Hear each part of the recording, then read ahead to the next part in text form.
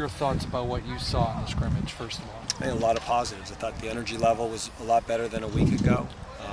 It's a pretty fair, pretty clean scrimmage in terms of there weren't snaps on the ground or fumbled exchanges. There was one turnover, and I thought it was pretty balanced. I thought during the normal field play and stuff, the offense probably got the better of the defense, and then a lot of the situational work, the defense got the better of the offense. So, certainly from a head coach's perspective, you like it when a scrimmage balanced.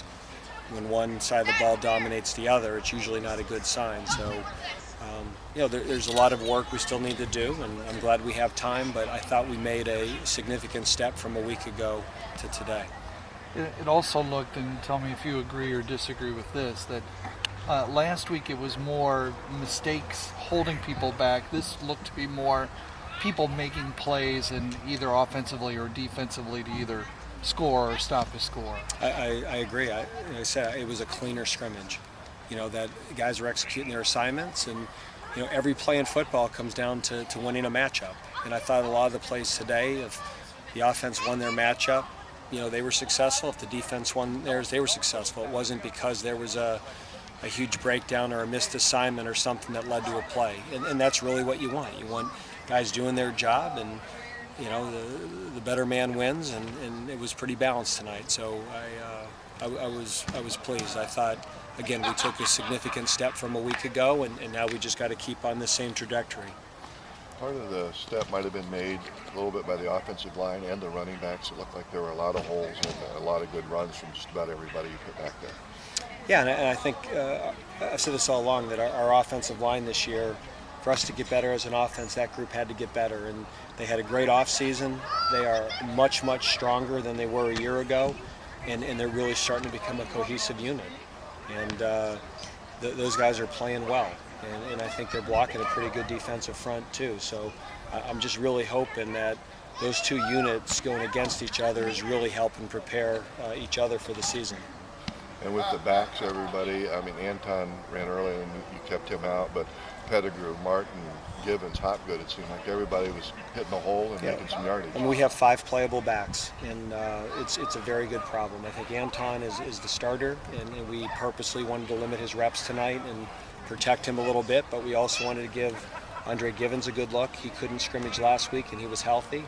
I thought John Pettigrew really ran the ball well, especially in short yardage and goal line situations. Jamel Martin is improving, and Jordan Hopgood is still coming back from the injury. But there's no question there's things that he does, and there's a role he will have to help us win. And he wasn't able to go last week either, so it's good to see him and Anton both be able to go. Yeah, and we wanted to limit both their reps. Jordan, this was the first time that he's been able to go live since the surgery last fall. And so we purposely limited his reps and Anton's, but we gave Jamel a lot of work, and we gave Pettigrew a lot of work, and we gave Givens a lot of work, and I think all those guys did some nice things with the football. Can you talk a little bit, Pettigrew had, I think we counted 3 touchdowns, Jack? Yeah. But it might have been his biggest play is the 4th and 1, where he gets the yards and then gets a hug from the head coach. Well, we've just, we were not a good short yardage team a year ago, and it all starts up front. But you also need a back with an attitude that takes that small crease and runs through arm tackles. And I loved those runs tonight because he wasn't dancing around, he wasn't hesitating in the backfield. At times it was just a tight crease, and he just lowered his shoulders and ran through an arm tackle, and those are tough yards. And we need a back that is going to convert those 4th and 1s and those goal line situations. And I just thought his decision making, the toughness, and his not hesitating, that was really encouraging. And I was really excited about what he did. And that one 4th down run that he got a first down. It wasn't a big crease. It was a tight crease, and he made a decision to put his outside foot in the ground and get vertical and run through an arm tackle. And I thought it's a 2-yard play, but to me that was as big a play as we had all day in the scrimmage. Because that's something that had been a problem, like you said.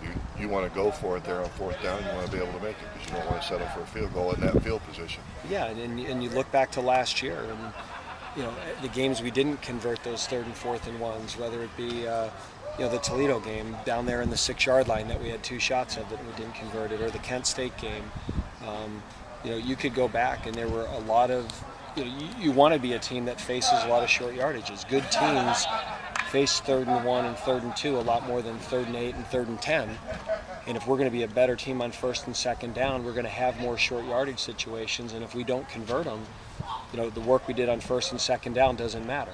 So we've worked very hard at it in camp. It's a tough down, and it's a tough down for tough football players. And I like the way our offensive line responded to it tonight, and I love the way JP hit those holes.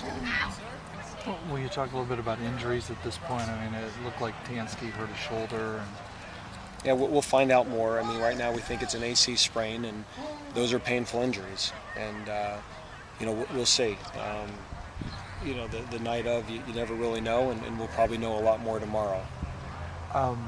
With Maynard, have you gotten an official word then? Yeah, he'll be out for the season. And he's going to have to undergo surgery, and he will not be able to play this year. And the only positive of that was, as a true freshman last year, we played him, so we did not redshirt him, and so he'll still have 3 more years. And Daryl Hunter was in shorts tonight? Yeah, he just just had a little muscle pull, and we did not want to push it. And Von McCoy was in the same position. Both those guys had muscle strains, and probably could have played tonight, but if they had made it worse, now you're looking at a longer recovery, and we're now kind of hitting the recovery part of camp. That we'll go light tomorrow. We'll do helmets only. We'll hit a lot of situations, but it won't be a real physical practice. We'll give them Monday off and come back Tuesday. So we thought this would be a good time to really extend that rest and hopefully get them back healthy on Tuesday. And same with Ronnie Goebel, maybe he could have gone and just still precautionary with him? No, he's probably, he might still be 3 or 4 days away. Okay. If we played today, probably Ronnie would not have been able to play. But it's coming back, and we certainly hope to have him for Florida, but we'll know more as it goes. Very good. All right.